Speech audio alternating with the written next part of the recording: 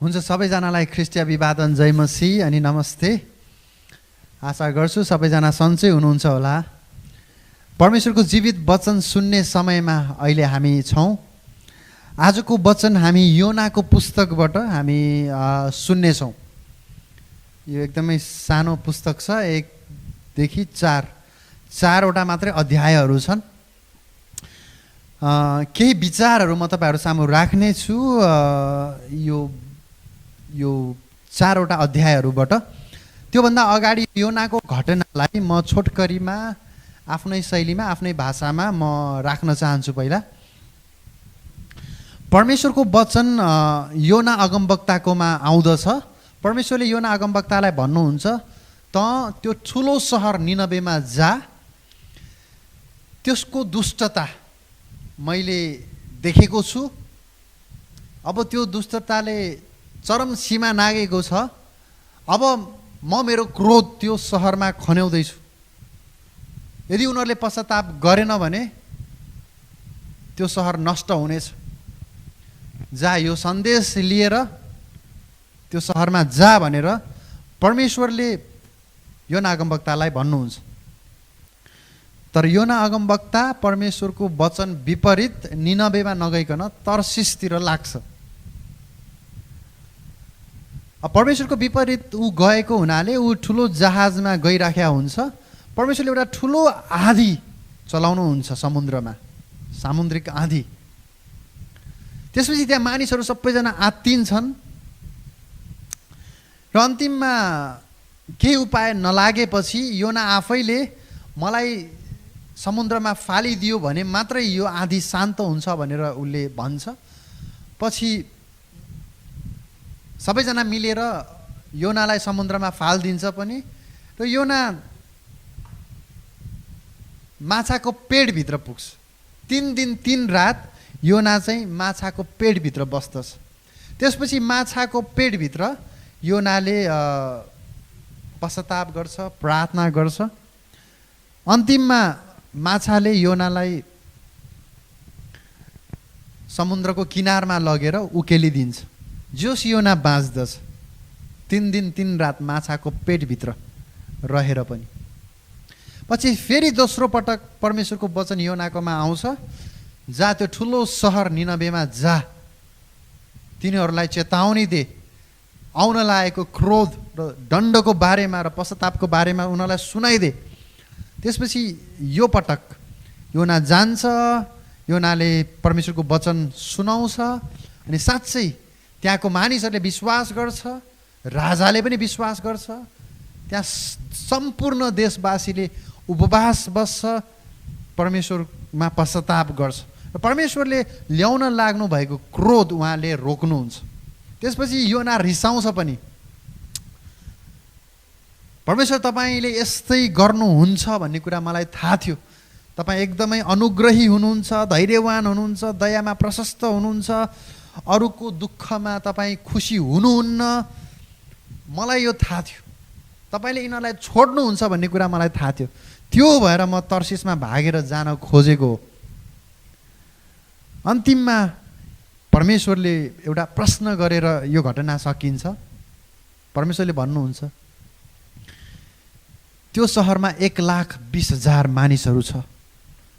के मैले त्यो 1,20,000 मानिसहरूको वास्ता फिक्री मैले नगरौँ र? यति प्रश्न उहाँले गरेर यो घटना यहीँ सकिन्छ। प्रियहरू, घटना यति नै हो। अब यसमा धेरै महत्त्वपूर्ण आत्मिकी खुराकहरू छन्, जुन कुरा हामीले खानुपर्छ, जुन कुरा हामीले सिक्नुपर्छ। म केही विचारहरू एकपछि अर्को गरेर म राख्दै जानेछु। सर्वप्रथम यो जुन घटना मैले तपाईँहरू सामु राखेँ, पहिलो थटको रूपमा म के राख्न चाहन्छु तपाईँहरूको अगाडि भन्दाखेरि, यो घटना चाहिँ कुनै काल्पनिक घटना होइन, यो कुनै दन्तकथा होइन। It's not a fairy tail.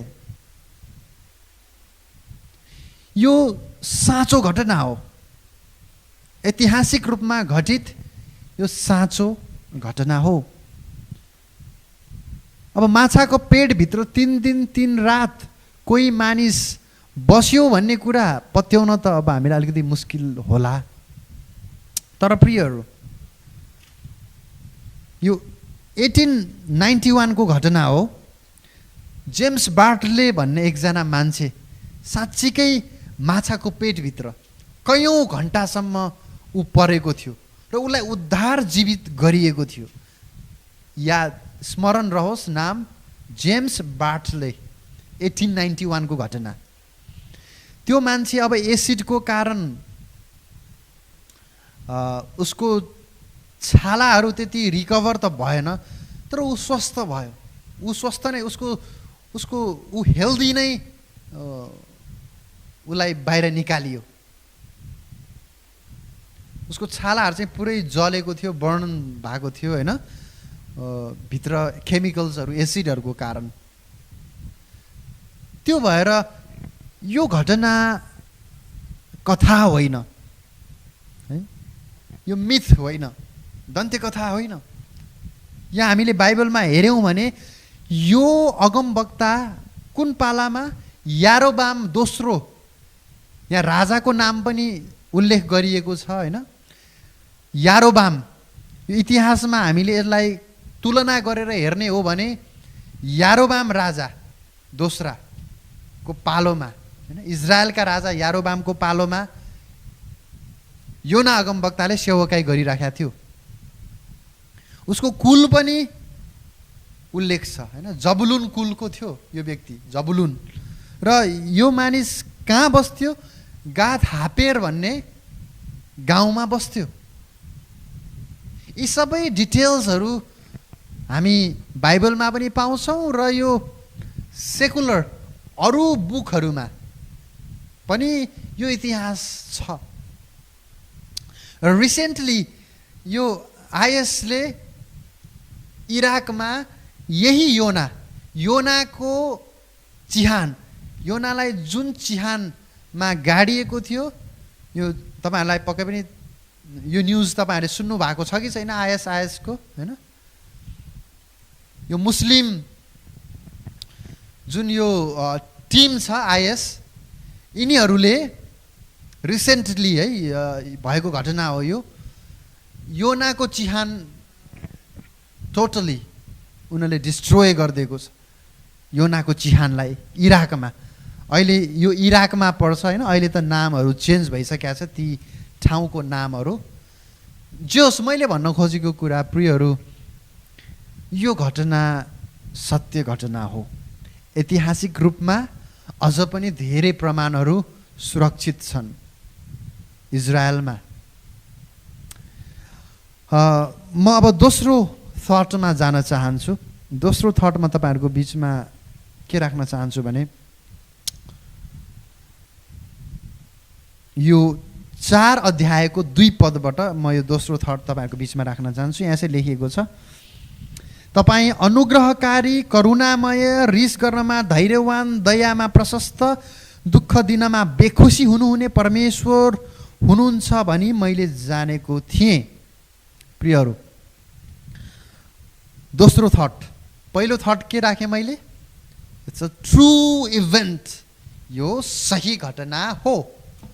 दोस्रो विचार, परमेश्वरले निनवेलाई पनि प्रेम गर्नुहुन्छ र उहाँको अनुग्रह हामी भन्दा 100 गुणा माथि उहाँ अनुग्रही हुनुहुन्छ। यो दोस्रो थट, परमेश्वरले निनवेलाई पनि प्रेम गर्नुहुन्छ र हामी भन्दा 100 गुणा माथि उहाँ चाहिँ अनुग्रही हुनुहुन्छ। योनालाई एकचोटि विचार गर्नुहोस् त, ऊ कति साह्रो कठोर मानिस, कति साह्रो घृणा निनवेको मानिसहरूप्रति। बरु ऊ मर्न तयार छ। उसले भन्छ मलाई समुद्रमा फालिदेऊ अनि मात्रै यो आँधी शान्त हुन्छ। वास्तवमा त्यो आँधी उसले शान्त गर्नलाई वास्तवमा अझ उसले कुन वाक्य भन्नु पर्थ्यो थाहा छ? उसले भन्नु पर्थ्यो, म खास निनबे जानुपर्ने मान्छे, म तर्सिसतिर म भागेको हुनाले अहिले यो आँधी आइराखेको छ। म निनबे जानुपर्छ। म निनबे गयो भने मात्रै परमेश्वर अझ खुसी हुनुहुन्छ। उसले खास अझ यस्तो भन्नु पर्थ्यो, तर अझ पनि ऊ निनबे जाने कुरा गर्दैन। होइन, मलाई फाल्देऊ। होइन, उसले जोस आफ्नो कुरालाई स्वीकार्न त स्वीकार्या छ, आफ्नो गल्तीलाई। मेरो कमजोरीले गर्दाखेरि, मेरो अनाज्ञाकारिताले गर्दाखेरि यो समस्या भएको हो भनेर, तर पनि अझ पनि उसले स्पष्ट कुरा अझ पनि गरेका छैन। उसले भन्नु पर्थ्यो कि म वास्तवमै निनबे जानुपर्छ। म निनबे गएँ भने मात्रै परमेश्वर अझ खुसी हुनुहुनेछ। तर उसको हृदय कति कठोर।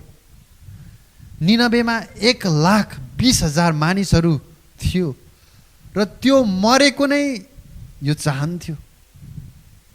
यति साह्रो घृणा ती मानिसहरूप्रति थियो यो योनाको। यसको ऐतिहासिक पृष्ठभूमि पनि छ, हैन? किनभने निनबे भनेको असुर देशको राजधानी हो। असुरीहरू भनेको एकदमै क्रुअल, विकेड मानिसहरू, एकदमै दुष्ट मानिसहरू। इजरायलको पटक पटक यो राज्यसँग पहिला पनि योनाको पिता पुर्खाहरूले असुरसँग लडाइँहरू पनि गरेका थियो। असुरीहरू चाहिँ लडाइँमा अझ विशेष गरी उनीहरूले क्रूरता देखाउँथ्यो, हैन? मान्छेहरूको टाउको काट्ने, उनीहरूको जिब्रो निकाल्दिने, छाला काट्ने, जिउँदै स्किनिङ, हैन? जिउँदै छाला काट्ने, अनि यो चिउँडोबाट भाला रोप्ने, अनि त्यसपछि डोरीहरू, हैन, वारपार गर्ने, एकदमै क्रूर खालको व्यवहार विशेष गरी लडाइँमा उनीहरूले गर्थ्यो। जब जब उनीहरूले लडाइँ जित्थ्यो तब हारेका मानिसहरूसँग उनीहरूले गर्ने व्यवहार एकदमै क्रूर थियो। र त्यो सहर, त्यो देश दुष्टताले भरिएको थियो भनेर यहाँ भन्दैछ। त्यो भएर योनाको बुझाइ पनि यो मान्छेहरू क्षमा, प्रेम, अनुग्रहको लायक छैन भन्ने उसको बुझाइ थियो। त्यो भएर यिनीहरू मरे पनि हुन्छ, अथवा यिनीहरू परमेश्वरको दण्डको योग्य मान्छेहरू नै हो भन्ने उसको बुझाइ थियो। त्यो भएर उसले आफ्नो हृदयलाई यति साह्रो कठोर बनाएको थियो। 1,20,000 मान्छेको उसलाई वास्ता थिएन। प्रियहरू, कतै हामी पनि यस्तै हठी कठोर हृदयका पो छौँ कि? तपाईँको जीवनमा पनि कोही प्रति यति साह्रो घृणा, वितृष्णा पो छ कि? यदि त्यस्तो हो भने एकचोटि राम्ररी सोच्नुहोस्। त्यो असल होइन प्रियहरू, त्यो असल होइन। कतिचोटि हामी यसरी आफूलाई डिफेन्ड गर्छौँ, साँच्चै त्यो मान्छे योग्यको छैन क्षमा पाउनलाई, साँच्चै त्यो मान्छे योग्यको छैन प्रेम गर्नलाई। कतिचोटि हामी यसरी बोल्छौँ, त्यसले मलाई यति साह्रो भनेको छ, यति तुच्छ व्यवहार गरेको छ त्यो मान्छेले मलाई, म त्यसलाई क्षमा दिन सक्दिनँ, त्यो क्षमाको योग्य छैन, त्यो प्रेमको योग्यको छैन। हामी यसरी बोल्छौँ। योनाको पनि बुझाइ त्यही थियो। यो असुरीहरू, यो निनबेका मान्छेहरू परमेश्वरको दण्डको लायक छ, यिनीहरू क्षमाको र अनुग्रहको योग्यको छैन भन्ने बुझाइ योनाको थियो। प्रियहरू, यो कुरा तपाईँले कहिले पनि नबिर्सनुहोस् कि तपाईँ र म येशू ख्रीष्टको क्षमा पाउनलाई पटक्कै पनि योग्यका थिएनौँ, पटक्कै पनि योग्यका थिएनौँ। यदि परमेश्वरले ठिक निर्णय हाम्रो व्यवहार हेरेर गर्नुभएको भए हामी सबैजना नरकको भागीदार हुनुपर्ने मान्छेहरू, हामी मारिनुपर्ने मान्छेहरू थियौँ। तर येशू ख्रीष्टले त्यो सबै दण्ड लिनुभयो हाम्रो सट्टामा। त्यो भएर दोस्रो थट मैले तपाईँहरू सामु राखेँ, परमेश्वरले निनबेलाई पनि प्रेम गर्नुहुन्छ। तुच्छ पापीहरूलाई पनि परमेश्वरले प्रेम गर्नुहुन्छ। तपाईँ र मैले आफैलाई धर्मी नसोचौँ, हामी पनि त्यही लेभलका मान्छेहरू हौँ, थियौँ र आज पनि छौँ। त्यसैले परमेश्वरले तपाईँलाई देखाउनु भएको अनुग्रह, तपाईँलाई गर्नुभएको प्रेम र क्षमा तपाईँले याद गर्नुभयो भने सायद तपाईँलाई यस्तो विचार, घृणा र तिरस्कार र वितृष्णाको विचारहरू सायद आउँदैन होला। त्यो भएर परमेश्वर हामीभन्दा सयौँ गुणा अनुग्रही हुनुहुन्छ र तपाईँले पाउनु भएको क्षमा कहिले पनि नबिर्सनुहोस्। त्यसले तपाईँलाई सजिलो बनाउँछ अरूलाई क्षमा दिनलाई। हुन्छ, तेस्रो थटमा म जान चाहन्छु। जब योना परमेश्वरबाट भाग्छ निनबे नगइकन तर्सिसतिर, यो अचम्मको छ। इजरायलबाट निनबे भनेको लगभग 500-600 माइलको दूरीमा थियो। तर त्यो 500-600 माइलको दूरी भएको एउटा सहरमा नगएर यो अगमवक्ता कता जान्छ? तर्सिसतिर, लगभग 2000 माइल, डबल ट्रिपल टाढा जान्छ। त्यही वितृष्णा, त्यही घृणा उसको मनमा, उसको हृदयमा जब ऊ जान्छ। बाइबलले यहाँ इन्ट्रेस्टिङ शब्दहरू यहाँ प्रयोग गरेको छ है। तपाईँले यो 3 पदमा हेर्न सक्नुहुन्छ। यहाँ योना चाहिँ तल योप्पा सहरमा गए भनेको छ, तल योप्पा सहरमा। अनि त्यसपछि यहाँ 5 पदमा चाहिँ योना तल योप्पा सहरमा मात्र होइन, योना चाहिँ जहाजको तल्लो तलामा, होइन, यहाँ तल्लो तलामा गए भनेर लेखा छ। त्यसपछि यहाँ 15 पदमा हेऱ्यो भने योना अब समुद्रको तल पुग्छ, त्यसपछि माछाको पेडीभित्र एकदमै तल पुग्छ। मैले तपाईँहरू सामु सेयर गर्न खोजेको कुरा चाहिँ यहाँ जुन शब्द चलाइएको छ तल भनेर 3-4 चोटि यहाँ प्रयोग भएको छ। यो शब्द यो आलङ्कारिक रूपमा हामीले एउटा थट, एउटा के हामीले यहाँ हामी एकचोटि मेडिटेट गर्नु सक्छौँ, हामी एकचोटि मनन हामी यहाँ गर्न सक्छौँ त भन्दाखेरि, प्रियहरू, जब हामी परमेश्वरबाट भाग्छौँ नि हामी जहिले पनि तल जान्छौँ। यो घटनाको मेन मेसेज त नहोला यो, तर यो कुरालाई पनि हामीले बिर्सनु हुँदैन। परमेश्वरबाट भागेर, परमेश्वरको वचनलाई इन्कार गरेर, उहाँको वचनमा अनाज्ञाकारी भएर जब हामी उहाँबाट टाढा जान्छौँ नि प्रियहरू, हामी, हाम्रो समाज, हाम्रो मण्डली, हाम्रो देश कहिले पनि माथि जाँदैन, तर तल तल तल झनै तल जान्छ। प्रियहरू, यो कुरालाई हामीले एकचोटि गम्भीर तरिकाले सोचौँ।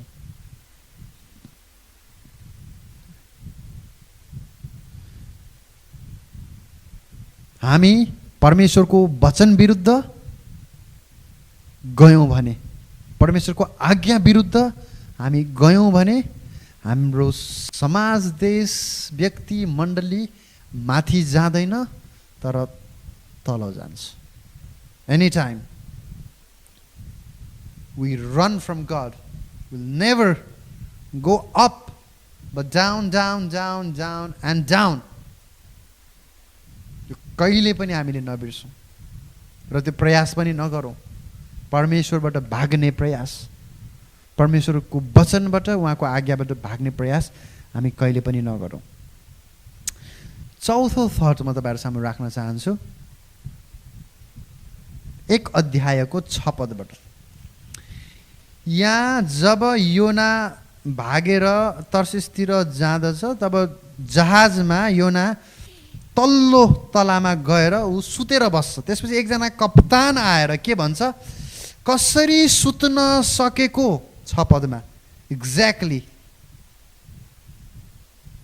कसरी सुत्न सकेको? त्यो कप्तानले प्रयोग गरेको वाक्य एकदमै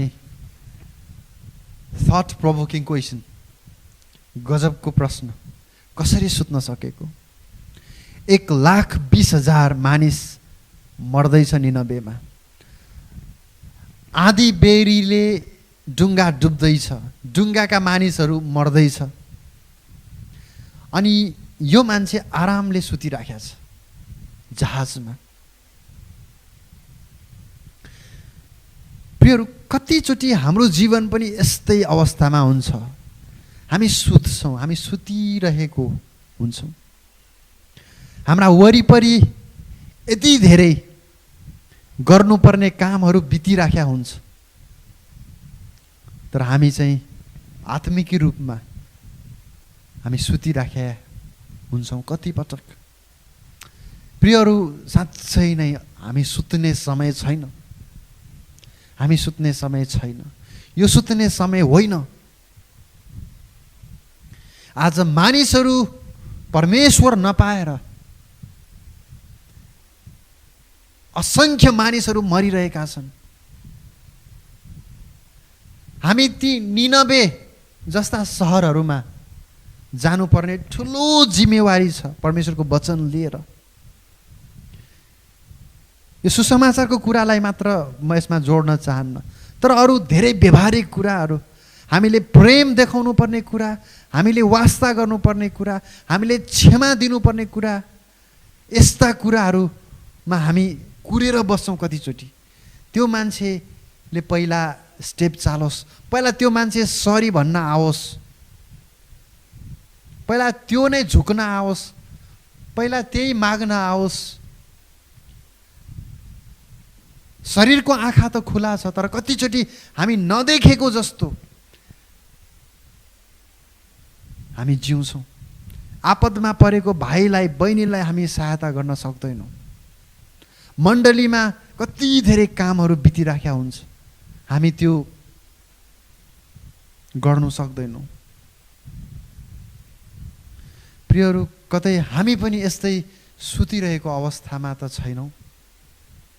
हाम्रो नेपालकै कुरा गरौँ, अहिले कोरोनाको कन्टेक्स्टमा होइन, कतिचोटि हामी सबैले फिल गरेको कुरा हो, नेताहरू सुतिरहेको अवस्थामा छ। 3-4 महिनादेखि यो घटनालाई हामीले क्लियरली हामीले होइन समाचारबाट हामीले देखिराखेका छौँ, सुनिराखेका छौँ। नेपालको लागि प्रशस्त तयारीको समयहरू थियो, तर कोरोना होइन अब 5,000 नागिसक्यो। थाहा छैन अझ कति भयावह हुन्छ, तर नेताहरू सुतिरहेको अवस्था। अब यस्तै आज मानिसहरू सुतिराखेका छ।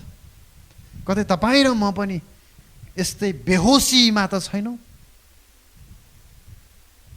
हामी जागौँ, हामी जागौँ। हुन्छ, अन्तिम थट आजको लागि, 5औं थट। यो 5औं थट चाहिँ म यो 8 पदबाट यो 14-15 पदसम्म उल्लेख भएको यो घटनाबाट म राख्न चाहन्छु। यो 5औं थट चाहिँ, प्रियहरू, एकजनाको अनाज्ञाकारिताले अथवा एकजनाको आज्ञाकारिताले हामी जीवन र मृत्युमा हामी पुग्छौँ। एकजना one can make a difference. One can make a difference. यहाँ एकजना योना अगमवक्ता परमेश्वरको वचन विरुद्ध जाँदाखेरि झन्डै जहाजमा बसेको सबैजना मान्छेहरू डुबेर मर्न लागेको। उसको एकजनाको अनाज्ञाकारिताले झन्डै 100 मानिसहरूमा मृत्यु आयो। तर जब उसले पश्चाताप गर्यो, जब परमेश्वरको वचन उसले मान्यो र ऊ फेरि निनवेमा गयो र प्रचार गर्यो अनि 1,20,000ले पश्चाताप गर्यो। बाँच्यो मानिसहरू एकैजनाको कारणले, एकैजनाको कारणले। प्रियहरू, एकजनाले परिवर्तन गर्नु सक्छ। त्यो भएर तपाईहरु प्लिज आफैलाई एक्लो छु नसोच्नुस्। म एकजनाले के गर्न सक्छु र मेरो परिवारको लागि अथवा मेरो समाजको लागि अथवा मेरो देशको लागि अथवा मेरो परमेश्वरको लागि। प्रियहरू, सुरु एकैजनाबाट हुन्छ, एकैजनाबाट। संसारमा ठुला ठुला परिवर्तनका कामहरू एकैजनाबाट सुरु भएको छ, एकैजनाबाट। आज 12 जना चेला, बस 12 जना चेलाबाट सुरु भएको सुसमाचारको काम आज हेर्नुस् संसारमा येशू ख्रीष्टलाई पछ्याउने मानिसहरू कतिजना छन्। त्यही 12 जनाबाट सुरु भएको काम थियो। One can make a difference, प्रियहरू। त्यसैले निराश नहुनुस्। तपाईं एक्लै छु भनेर, चाहे मण्डलीमा, चाहे परिवारमा, चाहे यहाँ विदेशमा, तपाईले आफैलाई कमजोर र एक्लो नसोच्नुस्। यो कुरा याद गर्नुस्, तपाईको एउटा सही स्टेपले र तपाईको एउटा गलत स्टेपले जीवन र मृत्यु धेरै जनामा ल्याउन सक्छ। तपाईको एउटा सही निर्णयले धेरै जनाले जीवन प्राप्त गर्न सक्छ। तपाईको एउटा गलत निर्णयले धेरै जना मान्छे मर्न पनि सक्छ। त्यही भएर बुद्धिमानी भएर तपाईले निर्णयहरू गर्नुस्। र अन्तिममा म एउटा प्रश्न सोधेर आजको वचनलाई यही राख्न चाहन्छु। के तपाईं निनवे जान तयार हुनुहुन्छ? परमेश्वरको वचन योनालाई 2 चोटि आयो, गो टु निनवे, त निनवे जा। परमेश्वरले आज तपाईलाई र मलाई पनि यो प्रश्न सोध्न चाहनुहुन्छ। के तपाईं निनवे जान तयार हुनुहुन्छ? तपाईं त्यो दुष्ट मानिसलाई क्षमा गर्न तयार हुनुहुन्छ? तपाईले पटक्कै सहन नसक्ने मान्छेलाई तपाई प्रेम गर्न सक्नुहुन्छ? तयार हुनुहुन्छ? निनवे भनेको त्यही हो। तपाईलाई एकदमै जानलाई गाह्रो भएको ठाउँ, तपाईलाई एकदमै गाह्रो भएको अवस्था, त्यो मान्छेलाई तपाई फेस नै गर्न चाहनुहुन्न। तपाई 1 2 3 त्यो मान्छेलाई क्षमै गर्न सक्नुहुन्न, प्रेम नै देखाउन चाहनुहुन्न, त्यो काम गर्नै चाहनुहुन्न। तर परमेश्वर सोध्दै हुनुहुन्छ, के त निनवे जान तयार छस्? तेरो निर्णयले हजारौं मान्छे, लाखौं मान्छे बाँच्न सक्छ र फेरि तेरो त्यही निर्णयले हजारौं मान्छे अनि लाखौं मान्छे मर्न पनि सक्छ। यो परमेश्वरको वचन। यही प्रश्नद्वारा आजको वचनलाई अन्त गर्न चाहन्छु। के तपाईं निनवे जान तयार हुनुहुन्छ? हुन्छ। परमेश्वरले तपाईं हामी सबैजनालाई प्रशस्त आशिष दिनुभएको होस् र सुरक्षा गर्नुभएको होस्। हुन्छ। सबैजनालाई फेरि पनि जय मसीह अनि नमस्ते।